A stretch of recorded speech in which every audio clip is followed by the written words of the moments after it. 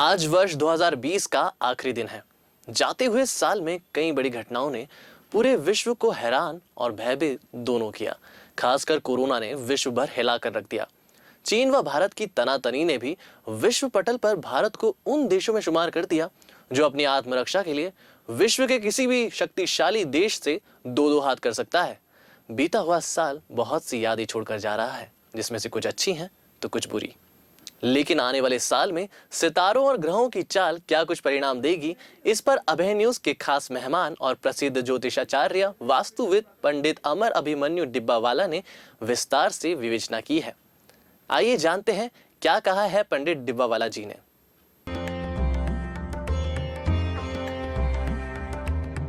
नमस्कार।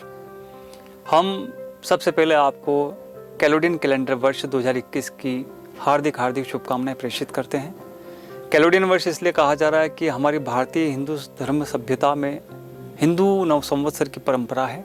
सबसे पहले हम 2021 की प्रकृति पर चिंतन करेंगे कि वर्ष 2021 क्या है। यदि हम अंक शास्त्र की गणना से बात करें तो 2021 का 1 जनवरी अर्थात 1/1/2021 का कुल जो जमा आता है वह आता है 7 अंक। 7 अंक का अधिपति होता नेपच्यून, जिसको हिंदी में बोलते हैं वरुण। वरुण देवता की साक्षी में इस कैलोडियन वर्ष की शुरुआत होगी। नेपच्यून चूंकि वरुण है, वरुण की हम बात करें तो यह जल के अधिपति देवता है। अर्थात हमारे यहाँ का मंत्र है यजुर्वेद में ओम वम वरुणाय नमः। इस मंत्र के अधिपति भगवान वरुण है और वरुण की साक्षी के बिना इस सृष्टि की कल्पना करना नामुमकिन है। 2021 का जो वर्ष है आने वाले समय में बहुत सारी उपलब्धियां लेकर के आएगा। यदि हम बात करें कि क्या क्या समृद्धियां होंगी तो हम बोलेंगे कि बौद्धिक समृद्धि का एक सराबोर बाढ़ का अनुक्रम बनेगा। अर्थात कई प्रकार की समृद्धियां बौद्धिक प्रगति के रूप में हमारे सामने दिखाई देगी। कई प्रकार के विषयों में काफ़ी सारे शोध होंगे और शोध के साथ साथ रहस्यों का उद्घाटन भी होगा। हम जानते हैं कि वर्तमान में उपस्थित संक्रमण की समस्या हमारे सामने बहुत बड़ी बात है। इस बात को अगर दृष्टिगोचर करें तो इस संक्रमण की समस्या के बहुत सारे उपचार हमारे सामने उपस्थित होंगे। 2021 अभी सभी प्रकार के मामलों में काफ़ी अच्छा है, लेकिन संक्रमण और चिकित्सा की हम बात करें तो यहाँ पर इसको स्पेस लेना पड़ेगा। यदि हम अपने गणना के क्रम से देखें या भारतीय ज्योतिष शास्त्र की दृष्टि से देखें या कैलोडियन कैलेंडर वर्ष की गणना के अनुसार देखें तो यहाँ पर इस संक्रमण के बारे में बहुत ज़्यादा अच्छा नहीं कहा गया है। अर्थात सभी जनमानस को इस बात को दृष्टिगत रखना होगा कि अभी संक्रमण से इतनी जल्दी निजात मिलने वाली नहीं है, कि यह वर्ष कम से कम 4 से 6 माह अभी और अर्थात मई जून तक की स्थितियां भी हमारे सामने स्पष्ट अभी नहीं है।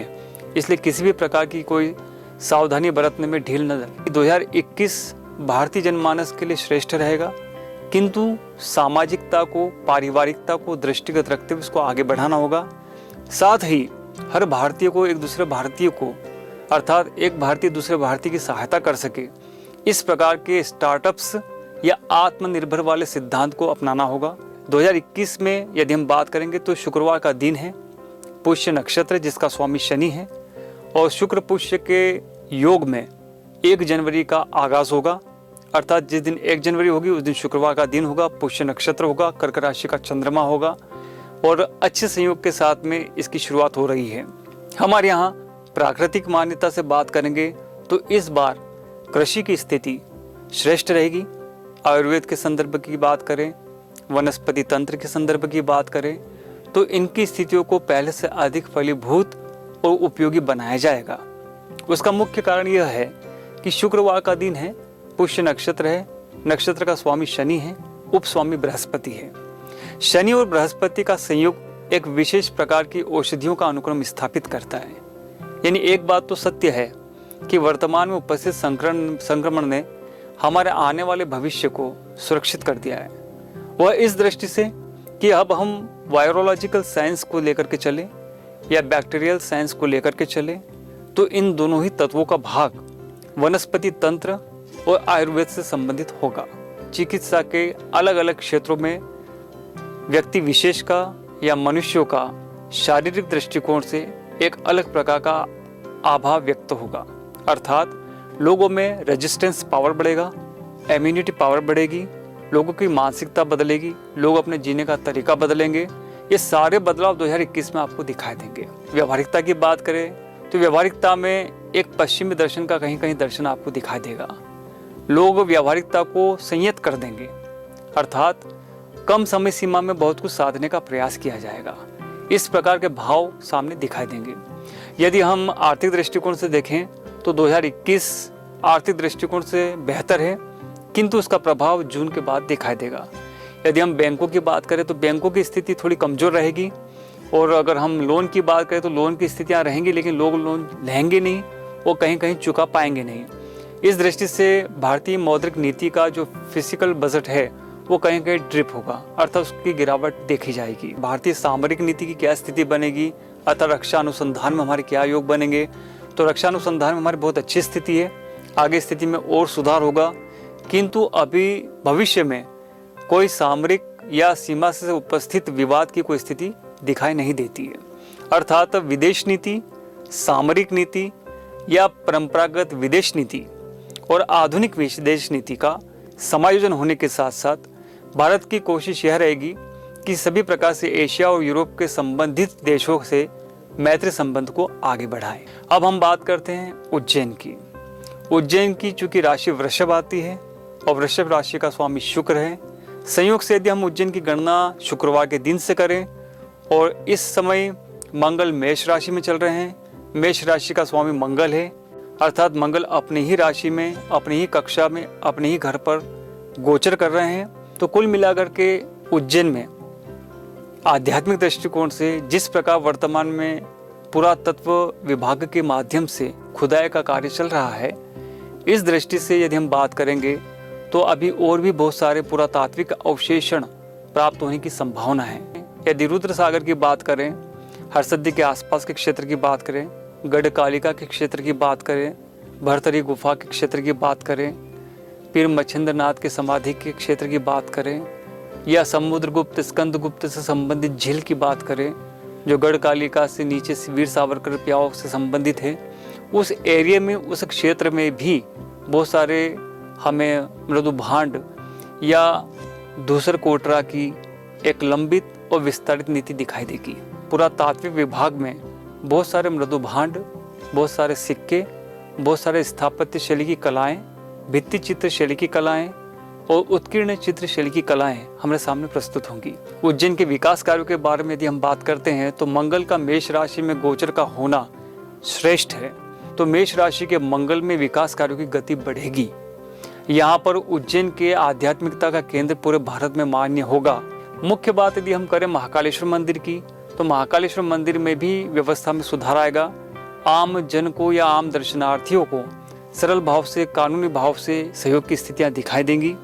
लोग प्रसन्न होकर के उज्जैन की यात्रा करेंगे और उज्जैन का एक अच्छा नाम लेकर के बाहर प्रस्थान करेंगे। यदि हम उज्जैन के लिए आगे बात करते हैं, उज्जैन के राजनेताओं की बात करते हैं, तो उज्जैन के राजनेताओं का कद बढ़ेगा, लेकिन उज्जैन के राजनेताओं को अपनी राजनीति के अध्याय में एक नया अध्याय जोड़ना पड़ेगा, क्योंकि उज्जैन की जनता, उज्जैन की सामाजिकता, उज्जैन का अधिकारी वर्ग, उज्जैन का शिक्षित वर्ग और उज्जैन का प्रबुद्ध वर्ग राजनेताओं से यह प्रश्न करेगा कि भाई आपने पद पर रह करके इस प्रकार के कार्य क्यों नहीं किए, जो कि उज्जैन की आवश्यकता है।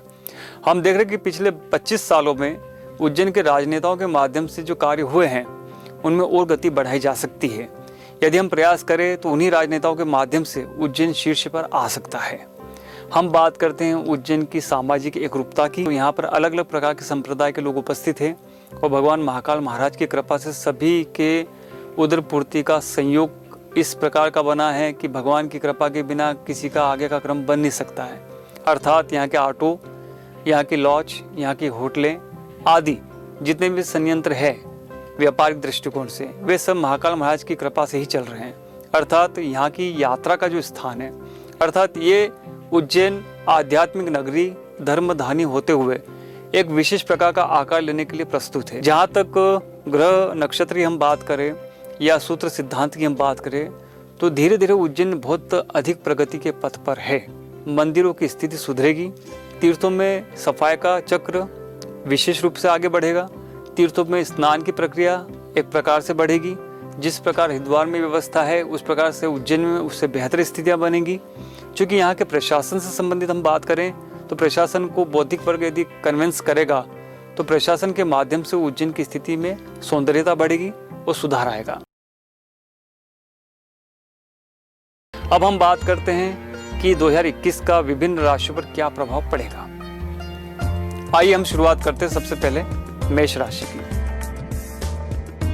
मेष राशि का स्वामी मंगल है और इसकी प्रकृति यदि हम बात करेंगे तो कहीं कहीं गुस्सेल प्रकृति के होते हैं, वो कहीं कहीं अपनी बात को तुरंत रखने वाले होते हैं और शीघ्र निर्णय की स्थिति वाले होते हैं। तो मेष राशि वाले जातकों को मैं कहना चाहूँगा कि यदि अपनी सफलता का ध्येय आपने तय किया हुआ है तो यह वर्ष आपके लिए बहुत अच्छा है।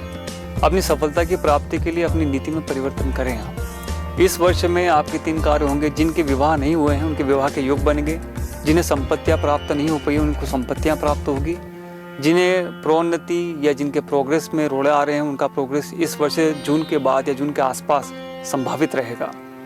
यदि हम स्वास्थ्य की बात करें तो स्वास्थ्य के पाए के अंदर पेट से संबंधित रोग उत्पन्न न हो उसके लिए खान पान की स्थिति को संयत करके चलेंगे। साथ ही प्रतिभागिता, मित्रता, इनसे जुड़े मुद्दों पर गंभीर होने की आवश्यकता है। यानी कुल मिलाकर के मेष राशि की यदि बात आती है तो यह वर्ष लाभकारी है, प्रगतिकारी है और परिवार को आगे बढ़ाने वाला साबित होगा। अब हम बात करते हैं वृषभ राशि की। वृषभ राशि का स्वामी है शुक्र और शुक्र की एक अपनी प्रकृति होती है, स्वच्छंद व्यवहार, अपने लोगों से एक प्रकार का व्यवहारिक संबंध बनाना, अपनापन उपस्थित करना और कुछ जगह पारिवारिक दृष्टिकोण से सहयोग की स्थिति को बनाना। साथ ही यदि हम बात करते हैं कि यह वर्ष उन लोगों के लिए कैसा रहेगा जो वृषभ राशि के हैं, तो वृषभ राशि वाले जातकों के लिए यह वर्ष सौभाग्य देने वाला रहेगा। अर्थात कन्या जातकों की हम बात करें तो कन्या जातकों का मांगलिक कार्य इस वर्ष संपादित होगा। और पुरुष वर्ग की बात करें, युवा वर्ग की बात करें तो युवा वर्ग के लिए भी यह लाभकारी समय है। पुरुष वर्ग के लिए विभागीय सफलता के लिए यह सर्वश्रेष्ठ वर्ष है। यहाँ पर प्रयासों के माध्यम से नई नीति निर्धारित की जा सकती है जिसके द्वारा जो आपने चाहा है वो आपको प्राप्त हो सकता है। अब हम बात करते हैं मिथुन राशि की। मिथुन राशि का स्वामी है बुध और बुध मतलब व्यापार, व्यवसाय, कार्य, प्रगति, इनको बढ़ाने वाला ग्रह। हालांकि इसकी अपनी कोई प्रकृति नहीं होती है, इसके बारे में से कहा गया है कि जिस राशि में उपस्थित होते हैं उस राशि की प्रकृति को एडॉप्ट कर लेते हैं। मिथुन राशि की हम बात करते हैं तो मिथुन राशि के जातक चूँकि पहले से शनि की ढैया से प्रभावित है, गुरु यहाँ पर छठा है तो गुरु के प्रभाव से और शनि के प्रभाव से पीड़ित है। ऐसी स्थिति में कार्य तो कर रहे हैं लेकिन इनस्टेबिलिटी का खतरा मन में हमेशा बना रहता है। इस दोष से निवृत्त होने के लिए उन्हें शिव जी की उपासना करनी चाहिए। साथ ही गणपति की आराधना करने से भी उनकी इस प्रकार के कष्टों का शमन होगा। मिथुन राशि के जातकों के लिए यह बात सामने आती है कि यदि कन्या जाति का है तो विवाह के लिए सबसे श्रेष्ठ समय 15 अप्रैल के बाद का होगा। 15 अप्रैल से सितंबर 23 तक इनके 3 माह विवाह के सूत्र में बंधने वाले साबित हो सकेंगे, तो इस ओर आगे बढ़ा जा सकता है। मिथुन राशि वाले जातकों में जो व्यापारी लोग हैं उनको अपने प्रयासों में थोड़ा सा आगे बढ़ना होगा।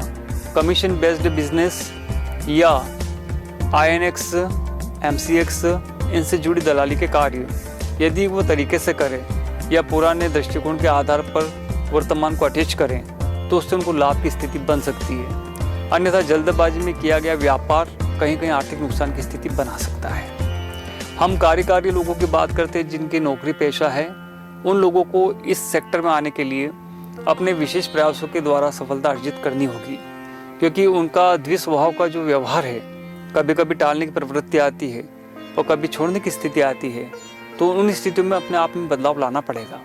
यहाँ पर आपको एक तटस्थ स्थिति में निर्णय लेना पड़ेगा और सही रूप से आगे बढ़ना पड़ेगा, तभी जाकर के आप इस वर्ष की सफलता को प्राप्त कर पाएंगे। हम आते हैं राशि चक्र के चौथे राशि कर्क राशि पर। कर्क राशि के स्वामी है चंद्रमा। चंद्रमा के बारे में यजुर्वेद में कहा गया है, चंद्रमा मनसो जातः चक्षु सूर्यो अजायतः। चंद्रमा मन का कारक ग्रह होता है और मन का कारक ग्रह यदि मन में अस्थिरता उत्पन्न करे या द्विस्वभाव की राशि को उत्पन्न करे या अपनी अस्थिरता को उत्पन्न करे तो जातक किसी भी निर्णय पर पहुंच नहीं पाता है। हालांकि कर्क राशि वाले जातक कुछ स्थानों पे अपने लक्ष्य को लेकर के बड़े उपस्थित हो जाते हैं, तटस्थ हो जाते हैं, लेकिन कई बार अपनी वाणी के माध्यम से वे किसी दोष का शिकार हो जाते हैं। हालांकि उनका अपना ऐसा कोई इंटेंशन नहीं होता है, लेकिन इस प्रकार की स्थिति से वे पीड़ित हो जाते हैं, अर्थात दूसरे की निगाह में ऐसा दिखता है कि इन्होंने अपने को सहयोग नहीं किया है। कर्क राशि वाले जातकों के लिए एक बात आती है कि गुरु का समसप्तक योग चल रहा है। यह वर्ष थोड़ा परिश्रम देने वाला है, लाभ के लिए विशेष प्रयास करवाने वाला है।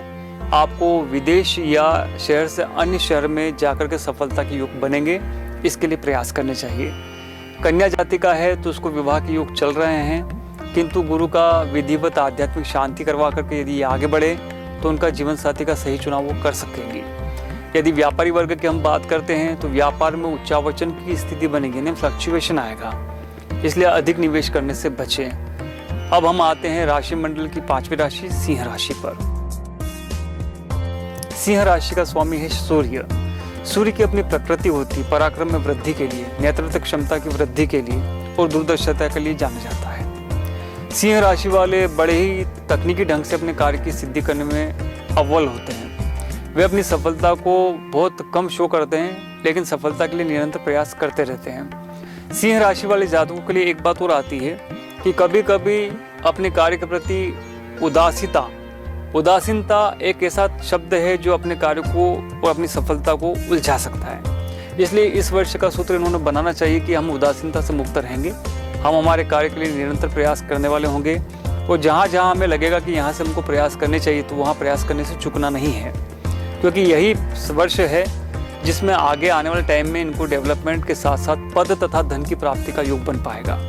यदि वे जातक जो शादीशुदा नहीं है, अर्थात जिनकी शादी होना बाकी है, उन लोगों के लिए इस वर्ष में संबंध तय होने का योग बनेगा। यदि स्त्री जाति का है तो उसका संयोग वर्ष के अंत में लाभकारी रहेगा।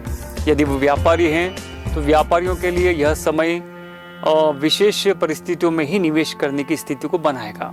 अर्थात यदि हमने जानबूझकर कहीं निवेश करा लालच में आकर के, या हमको लग रहा है कि हाँ यहाँ पे आर्थिक उपलब्धि हो सकती है, तो वह आपका दुविधा वाला दृष्टिकोण साबित होगा, इसलिए सावधान होने की आवश्यकता है। कन्या राशि की हम बात करते हैं।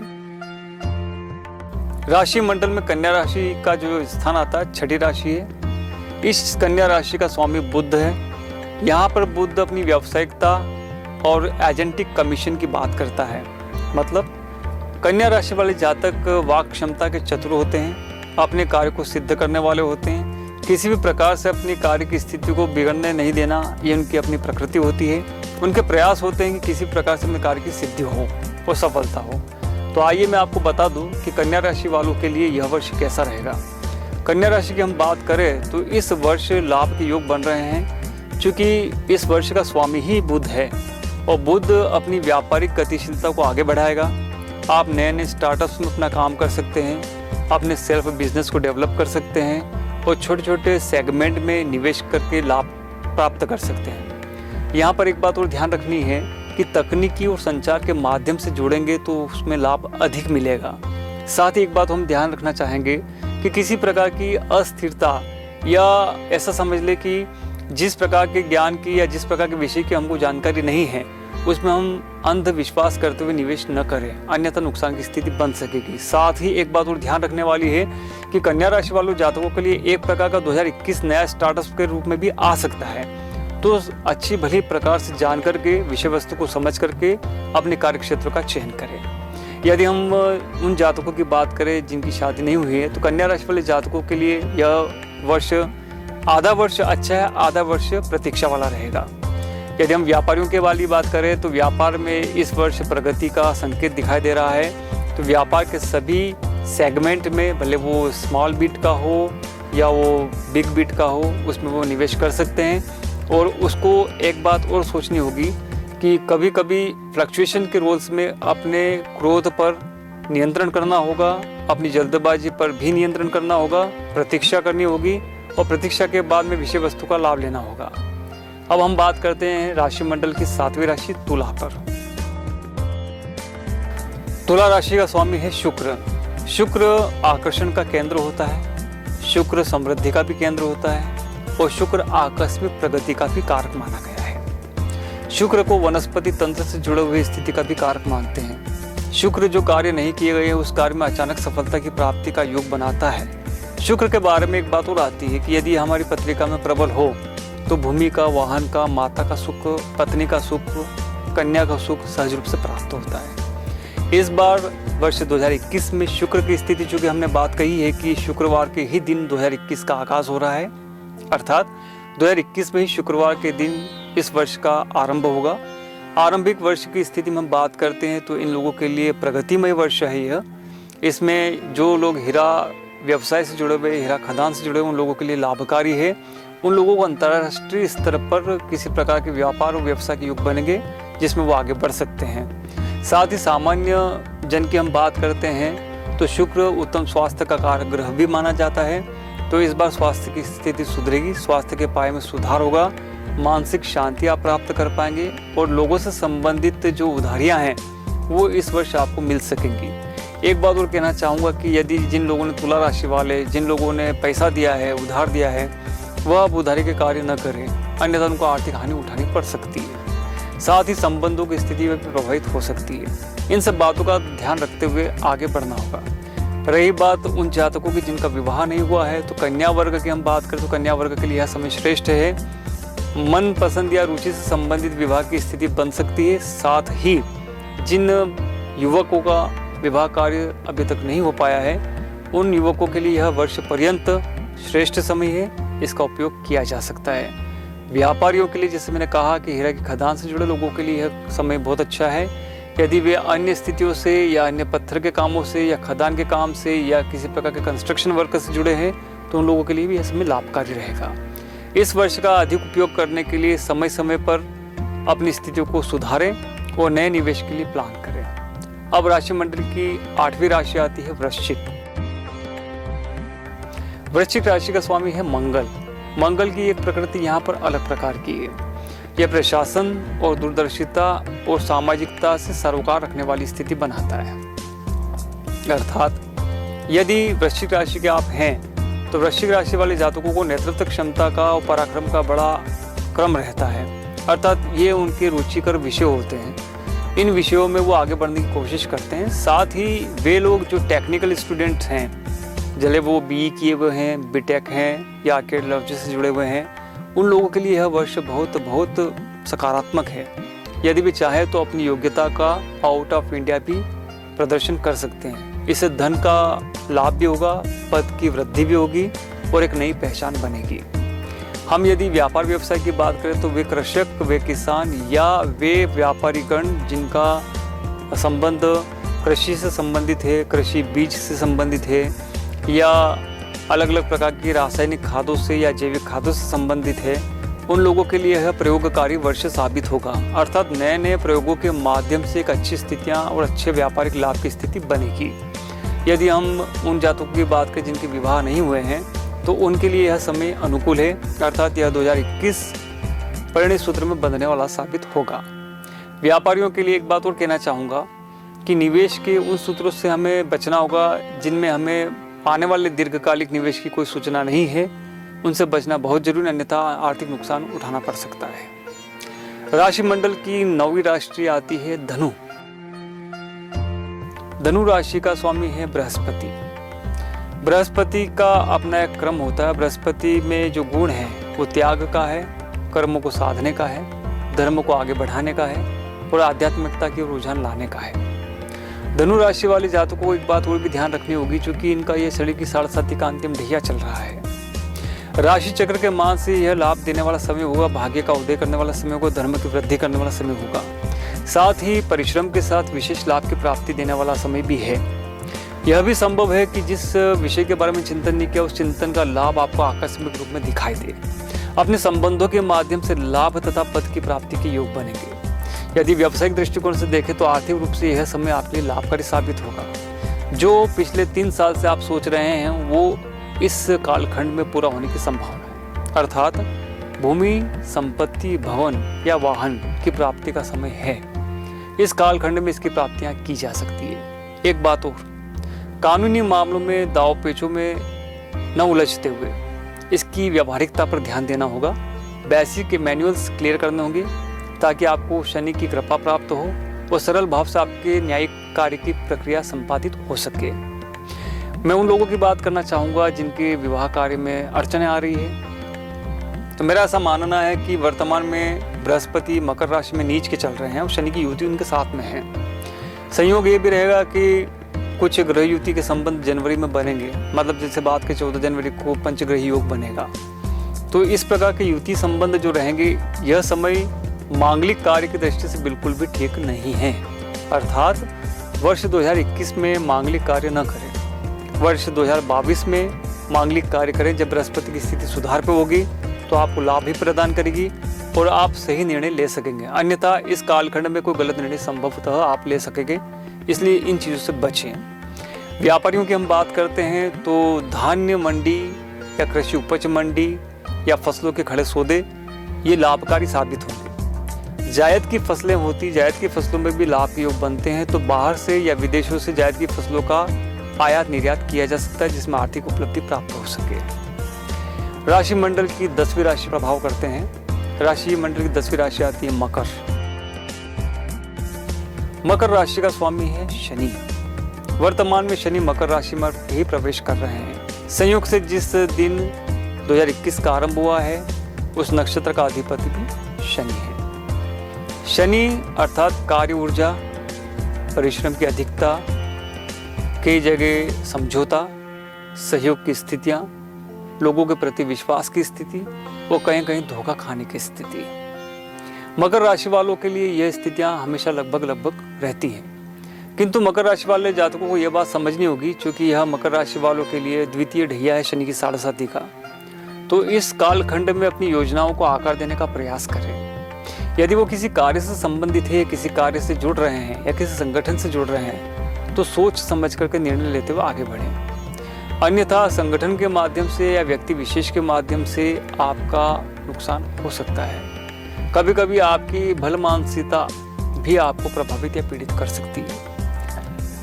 व्यावहारिक दृष्टिकोण से देखें तो समर्पण का भाव आपके अंदर रहता है, सहयोग की स्थिति आपकी रहती है, लेकिन यह आवश्यक नहीं कि जिस प्रकार की मानसिकता आप रखें वैसे ही सामने वाला आपसे रखेगा।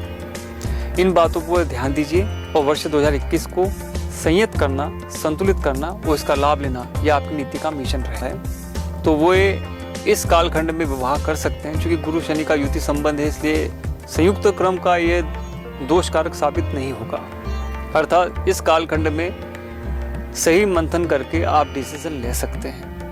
हम व्यापारियों की बात करते हैं तो व्यापारियों के लिए वैदेशिक मामलों से जुड़े सभी प्रकार के व्यापार या व्यवसाय लाभकारी साबित होंगे। यह कालखंड 20 माह का होगा, अर्थात इस कालखंड में 20 माह के कालखंड में आपको अपनी व्यापारिक नीति पर पुनः संशोधन करना होगा। दीर्घकालिक निवेश के लिए आपको बाजार ढूंढने की आवश्यकता नहीं है।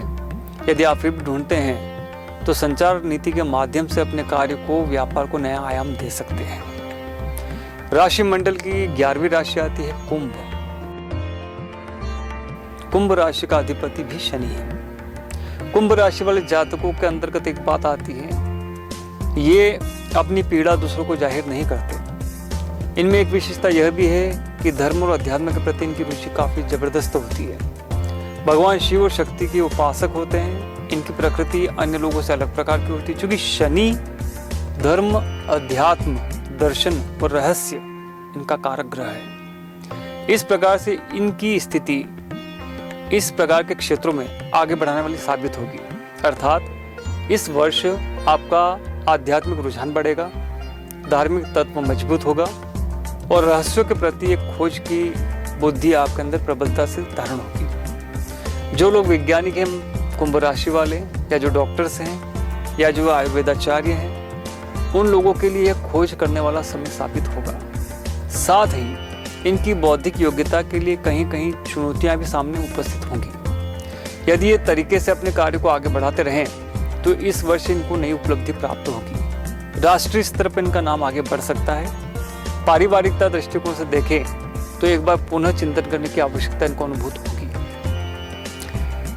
उन लोगों की हम बात करें जिनके विवाह सूत्र अभी तक बंध नहीं पाए हैं, तो उनके लिए यह समय अभी प्रतीक्षा वाला है। यह वर्ष त्यागने वाला है। इस वर्ष परिणय सूत्र को आगे बढ़ाएं, इस वर्ष न करें। क्योंकि बृहस्पति और शनि का युति संबंध, उनके वक्री मार्गी के होने की स्थिति, ये कार्य तथा संबंधों के बीच में ब्रेक करने का कार्य करती है। आगे भविष्य में कोई तनाव ना हो, चिंताएं ना हो, पारिवारिक स्थिति कमजोर ना हो, उसके लिए आवश्यक है कि वर्तमान को हम प्रयास कर लें। हम व्यापारियों की बात करते हैं तो यह वर्ष व्यापारियों के लिए थोड़ा सा उच्चावचन अर्थात फ्लक्चुएशन लिए हुए है। मतलब यदि 100% का व्यापार हम कर रहे हैं तो 65% का लाभ ये देने वाला रहेगा। 35% तो नुकसान ना हो, उसके लिए हम क्या कर सकते हैं? उसके लिए हम एक व्यापारिक नीति या बाजार नीति का निर्माण कर सकते हैं। बाजार नीति में यह देखना आवश्यक होगा कि हर 2 महीने की जो एक आर्थिक नीति होती है, यदि उसका परिवर्तन हो रहा है तो किस रूप में हो रहा है। यदि वो अन्य रूप में ले रहा है तो अपनी नीति को आंतरिक रूप से आप परिवर्तित करने का प्रयास करें, जिससे आपके किए गए निवेश का लाभ आपको प्राप्त हो सके। राशि मंडल की अंतिम राशि आती है मीन। मीन राशि का अधिपति है बृहस्पति। बृहस्पति यहाँ पर अलग प्रकार का स्वभाव लिए हुए हैं। जिन जातकों की जन्म कुंडली में मीन राशि आती है, उनका स्वभाव चंचल, हंसमुख, प्रगति वाला, लोगों की सहायता करने वाला और अपने द्वारा जितना हो सके दान देने की क्षमता को बढ़ाने वाला होता है। मीन राशि वाले लोगों का दुख देख नहीं सकते, उनका सहयोग करते हैं। उन लोगों के लिए वर्ष 2021 विशेष है। उसका कारण है कैलोडियन कैलेंडर की हमने गणना की है, क्योंकि यह कैलोडियन कैलेंडर का ही वर्ष है। इस वर्ष की गणना से जो नक्षत्र है, जैसे मैंने कहा शुक्र पुष्य है, इस बार पुष्य नक्षत्र का स्वामी शनि है और उप स्वामी बृहस्पति है। तो उप स्वामित्व का दायित्व निभाते हुए बृहस्पति के विशेष लाभ जातकों को प्राप्त होंगे। अर्थात जातकों में नए कार्य के प्रति सोच बढ़ेगी, नई ऊर्जाओं का समावेश होगा। इस वर्ष कुछ कलात्मक और चित्रात्मक ढंग से अपनी योग्यताओं को वे बाहर निकालेंगे। जो लोग परंपरागत दृष्टिकोण से अपने आप को छुपा करके बैठे थे, उनमें एक नए साहस का निर्माण होगा। वे अपनी प्रकृति को, अपने गुण को, अपनी कला को समाज के सामने ला सकेंगे। उनके लिए संचार का माध्यम एक प्रकार का वरदान साबित होगा। इस वरदान से वे अपनी नई पहचान बनाने में सफल होंगे। और यदि आर्थिक दृष्टिकोण से हम बात करें तो आर्थिक रूप से यह वर्ष जून या जुलाई के बाद विशेष लाभ देने वाला साबित होगा। शारीरिक दृष्टिकोण से हम बात करें तो यहाँ पर जून जुलाई वाले माह में भी उदर का कोई रोग ना हो, उसका ध्यान रखना आवश्यक है। यदि हम उनकी बात करें जिन्हें प्रगति चाहिए, तो प्रगति के लिए उनको कुछ विशेष प्रयास करने होंगे। विशेष प्रयासों में कॉम्पैरेटिवली जो वे कर रहे थे उसमें आधुनिकता का समावेश करें, टेक्निकली हैंड को मजबूत बनाएं, कुछ कूटनीतियों का सहारा लें और रणनीति के माध्यम से आगे बढ़ने का प्रयास करें। हम उन जातकों की बात करते हैं जिनके विवाह नहीं हो पाए हैं, तो उनके विवाह योग चल रहे हैं, वे प्रयास करेंगे तो उनको अप्रैल से जून के मध्य साथी प्राप्त हो जाएंगे। व्यापारियों की यदि हम बात करते हैं तो दलहन, तिलहन, सोना, चांदी, अभ्रक, वनस्पति, आयुर्वेद की औषधियाँ, ये सब मीन राशि से संबंधित क्षेत्र हैं। इन क्षेत्रों में चूंकि नए नए सूत्रपात होंगे क्रांतियों के, अर्थात व्याधियों से निवृत्त होने के लिए या विषाणु जनित रोग से समाप्ति के लिए इस क्षेत्र में नए नए अनुसंधान होंगे। और अनुसंधान से जुड़ी औषधियाँ जिन जिन जातकों के जो व्यापारी है उनके पास में जब इनका ग्राफ आएगा तो उससे संबंधित मांग का लाभ उनको प्राप्त होगा। कुल मिलाकर के यदि हम बात करते हैं मीन राशि की, तो मीन राशि वाले जातक प्रगति पथ पर रहेंगे, कलात्मक चित्रण को प्रस्तुत करने वाले सफल कहलाए जाएंगे। आर्थिक दृष्टिकोण से वर्ष आधे के बाद लाभ मिलेगा, मांगलिक कार्य में बंधेंगे और व्यापारिक नीतियों का नवीनता के साथ संचार करके अपने लाभ को आगे बढ़ाने वाले साबित होंगे। इस प्रकार हमने देखा कि 12 राशियां किस प्रकार से कैसे प्रभाव डालेंगी और कौन कौन से जातकों को क्या क्या लाभ प्राप्त होगा। मैं एक बात और कहना चाहता हूँ, मैंने जैसा आरंभ में कहा कि वर्ष 2021 कैलोडियन कैलेंडर की गणना है। चूँकि भारतीय सनातन ज्योतिष परंपरा में शुक्रवार के दिन पुष्य नक्षत्र के संदर्भ में आता है, तो शनि गुरु का इंप्रेशन इसमें आता है। हमने एक बात और बोली है कि शनि गुरु का युति संबंध जब होता है तो संक्रमण की स्थितियों को भी बनाता है। हम एक बात और कहना चाहते हैं, कैलोडियन कैलेंडर ये यूरोप की देन है। जर्मनी, इंग्लैंड या यूरोपीय जितने भी देश हैं, 16 ही देश की हम बात करें तो वहाँ पे से ये इसका आगाज़ हो रहा है। तो जाहिर सी बात है कि जो पहली वायरस की स्थिति होगी वो वहीं से होगी, और वर्तमान में हम उसको आंशिक रूप से या आरंभिक रूप से देख रहे हैं। भारत चूँकि मध्य क्षेत्र में आता है, यहाँ पर इसका स्थान और भौगोलिक और खगोलीय मान्य अलग अलग है, इस दृष्टिकोण से इतना ज़्यादा प्रभाव यहाँ पर लागू नहीं होगा। किंतु फिर भी संक्रमण की अन्य स्थितियाँ या अलग अलग प्रकार की व्याधियाँ हमारे शरीर को या मन को प्रभावित न करें, उसके लिए सावधानियाँ बहुत आवश्यक है। दूसरी मुख्य बात, अपने जीवन में उतार चढ़ाव की स्थितियाँ बनती बिगड़ती रहती हैं। हो सकता है कि अपनी सोच में यह वर्ष कम हो या अधिक हो, या अगला वर्ष अच्छा हो सकता है। तो ये चिंतन के बिंदु होते हैं और ये होने भी चाहिए। फिर भी मैं एक बात यहाँ कहना चाहता हूँ कि आध्यात्मिक, धार्मिक ये दो दृष्टिकोण ऐसे हैं जो ग्रह के योग और ग्रहों की युतियों के दोष उनको बदलने में सक्षम है। अर्थात आध्यात्मिक उपचार करते हुए, योग साधना को साधते हुए, अपने आत्मविश्वास को मजबूत बनाते हुए, धैर्य रखते हुए और कुछ स्थितियों में ईश्वरीय अनुभूति को अनुभूत करते हुए आगे बढ़ाया जा सकता है। इस दृष्टिकोण से वर्ष 2021 अनुकूल है। इसके लिए आप प्रयास करें और जितना हो सके स्वयं को सकारात्मक और स्वस्थ बनाने की कोशिश करें।